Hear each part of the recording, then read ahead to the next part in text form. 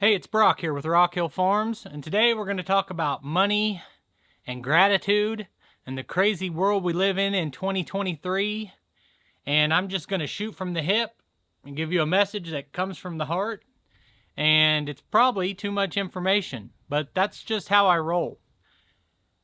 First, just to say it plainly, what I do for a living is make videos about working on my property and using equipment. And that is something that's hard to understand for a lot of people, and it's hard for me to wrap my head around. I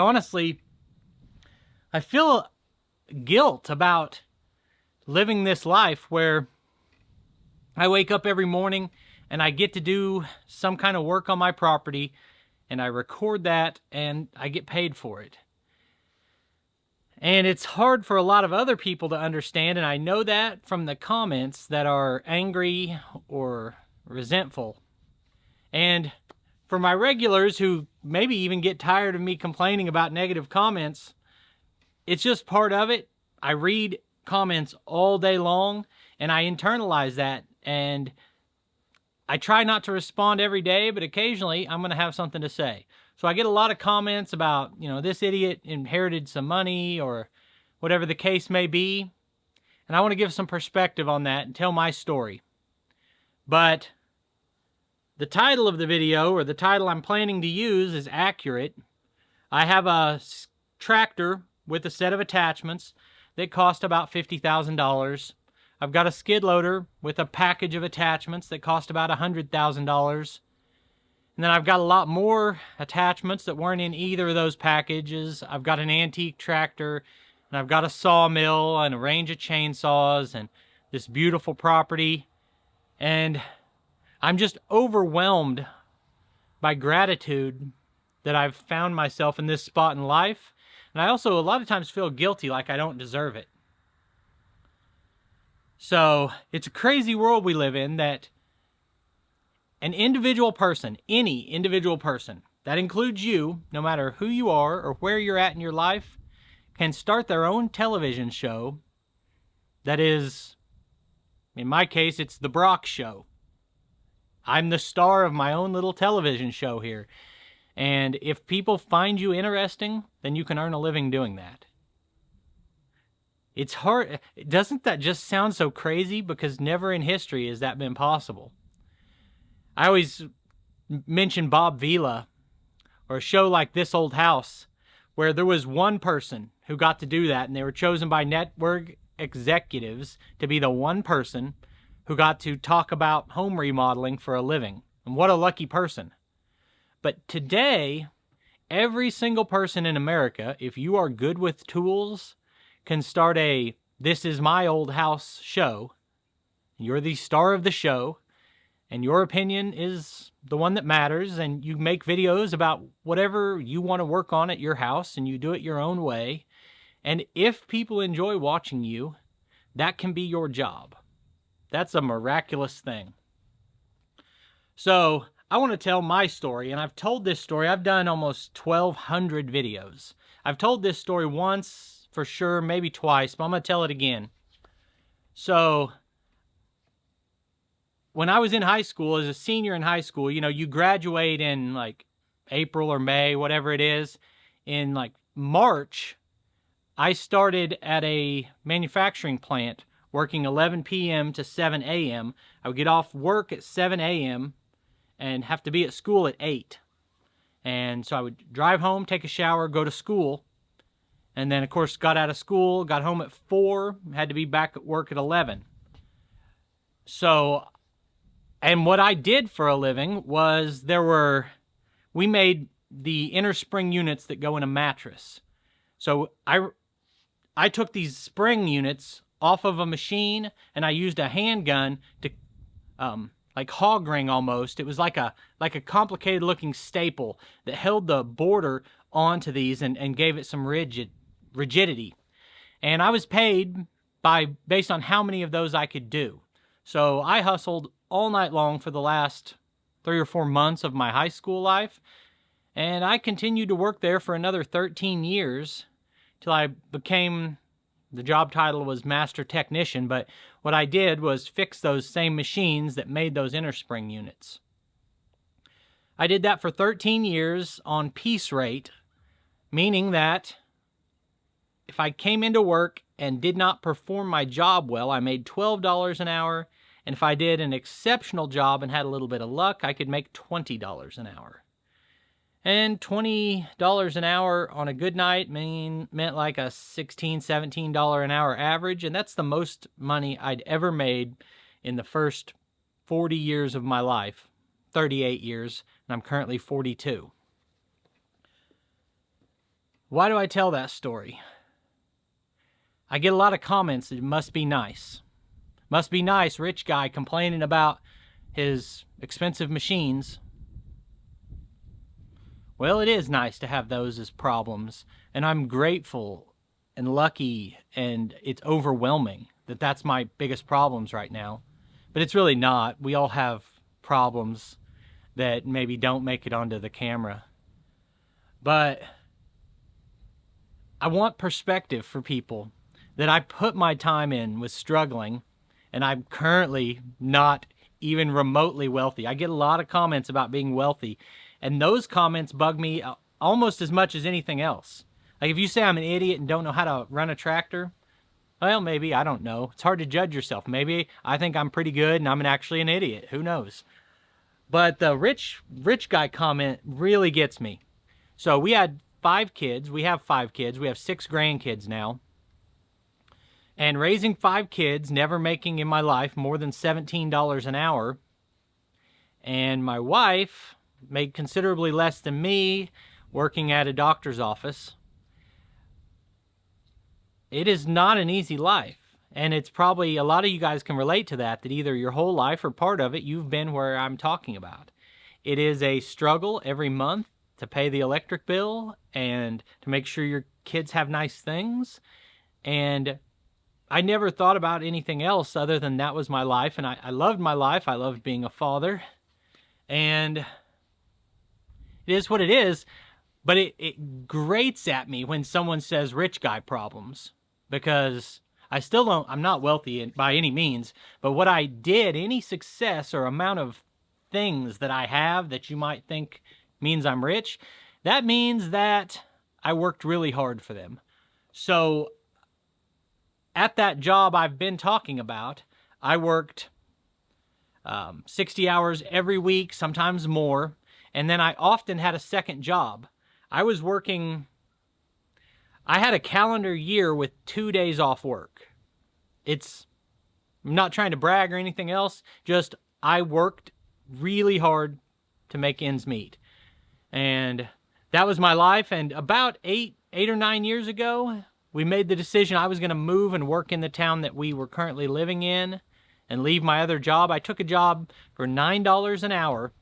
My job was to put food wrappers from fast food stores like McDonald's into boxes and then tape those boxes closed for $9 an hour. And I was doing 72 hours a week of that. And it was a hustle job. And that's only been 8 years ago. Now, about 6 or 7 years ago, I came up with an idea to make a fold-up, roll-away wooden pitching mound. And for whatever it sounds like to you, that idea was apparently a pretty good one because we sold tens of thousands of those. And while working 60 hours a week, I would build those every single night in my carport, in my basement. I built that into a business that had 8 employees, and we've now shut that business down. But that kind of took me at the age of 38 to the point of being able to have some options in my life by coming up with a product and selling it on the internet. And that's another miracle of the world we live in, that you know, your parents, my parents, and our grandparents could not work their regular job and then start up a lucrative side business on the internet. But now, some idiot who didn't go to college, just regular guy working in a fast food packaging plant, can start up a business in their basement and accomplish something bigger. And I did that, and it was very hard, and I made mistakes, and It was a wild experience, but man, did I learn a lot from it, and it was such a blessing. That was the first time whenever I said, man, this is a bigger blessing than I deserve. And while doing that, we needed to move on to we needed to find a place that would support that business. And that either meant a commercial property separate, or it meant moving on to a property like this that had room that we could have a separate shop building for the product to be made in. And so we bought this property, and I bought a tractor to move materials. And moving out onto this property was just life-changing in its own right. Just walking out here and looking at the hayfield and the trees and everything we're surrounded by, this is just absolute grandeur in my mind. And looking at this and saying, I am the steward of this piece of dirt. And I want to spend my time taking care of this piece of dirt. That was a eye-opening experience for me, and I started watching YouTube videos every day about people like Outdoors with the Morgans. Mike Morgan from Outdoors with the Morgans put out videos pretty much every day showing himself working on his property. And I was captivated by watching it. At the time, they had like 500 videos and they numbered them. I started at video number 1 and watched them all sequentially. 500 videos. And the way that happened is I would be building pitching mounds, and I'd put a TV up where it could be seen from the workstation. And I would watch him cutting firewood, running chainsaws, fixing a driveway with his tractor. I would watch him do work while I was building my own dream, literally on those work tables. And I watched all 500 of his videos, and now he's put out close to 2,000. I still follow him like that. And I was watching and realizing that he was making a living doing that. He still had a job at that time, but now he's full-time at this like I am. And it was just, I was mesmerized by the fact he could do that for a living. And I said, that is what I want to do. I set that as my target. I want to get paid to make videos about working on my property. And I knew that it was real and possible if people enjoyed watching me. So I started making videos, and I made terrible videos. I didn't know what to do. The audio was bad. I was zoomed way out, and I didn't know what I was doing on the tractor. And now, 750 hours on the tractor later, I've got some idea of what I'm doing. And I take it seriously, and I work hard at it. Now, I've ran the manufacturing business that I already talked about. And it was a big learning curve to that. Then I started a lawn care business. Not real big, but I was, mowing lawns. I've tried to do a lot of different things to earn side income while being self-employed. And like tractor work, sawmilling, selling firewood. A lot of those are things that I make videos about, like, how realistic is it? What are the hurdles that you have trying to make money selling firewood? Things like that. And what I've realized more than anything is that the business of making YouTube videos is a lot like those other businesses. Anybody can get a lawnmower and go mow the neighbor's yard for $20 and say, well, I have a side business. But it takes a whole nother level of commitment and planning and execution to really have a lawn care business. There's a lot of challenges that go into that. You have to charge a lot more, and people don't understand why you're charging what you are, because they don't understand your expenses and your travel time and your setup time. And that's what I find with all these businesses. Prices end up going up, and then there's all the taxes and regulations, and you have to factor in the depreciation of your equipment and replacement cost of your equipment. And this YouTube business is exactly the same way. I've invested money in cameras and editing software and the equipment that I use to make videos. And literally anyone right now who has a cell phone can grab their cell phone, turn it on, start talking, and make a video. The same as anyone can just go out and mow a yard. And there's a level of dedication, attention to detail, work ethic, luck, circumstance, planning that goes into doing this successfully. It's going to sound for just a second like I'm complaining, but I feel really blessed to be doing what I'm doing, but it is a lot of work.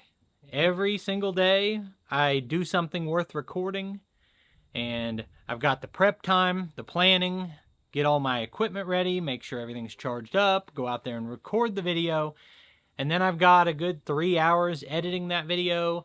Then I have to upload and create a thumbnail and choose a title that people would like. And then I have to share details of my life, or I find it works best if you're real and honest, and that means sharing maybe details of your life that you don't want. And then all day, throughout the day, I get people's reactions from it. Hey, great job. I appreciate your videos. You're an idiot. What's this guy's problem? Don't you know anything? Over and over and over. And 9 days out of 10, I just brush aside the negative ones, and then I wake up on the wrong side of the bed, and it just eats a hole in me reading about how stupid I am. Like, I never claimed to be an expert at anything when I started making these videos. And I'm asking for criticism by putting myself on the internet. So when you think, well, it must be nice making videos for a living, well, it is nice, but you have to be prepared to take that type of criticism. And it's harder than you think it would be. So, you probably clicked on this video not to hear this story, but to hear about how I got this equipment. So, I got the tractor to move materials for that business. And I borrowed $50,000 to get that tractor. It was 0% interest. It was a business expense and a tax write-off. And the income from that business was really good, and it just seemed obvious. And using that allowed me to also make videos with the same piece of equipment. And then there came this crazy moment where I really started to make money from YouTube. And I had one video take off, and I made $10,000 in a month. And I decided, smart or not, I made a business decision that if I was making $10,000 a month from the videos, I could afford the payments on a skid steer out of the profit from those videos. And so I bought that skid steer for $100,000. And no one has, I've never felt so physically ill in my entire life as buying that piece of equipment.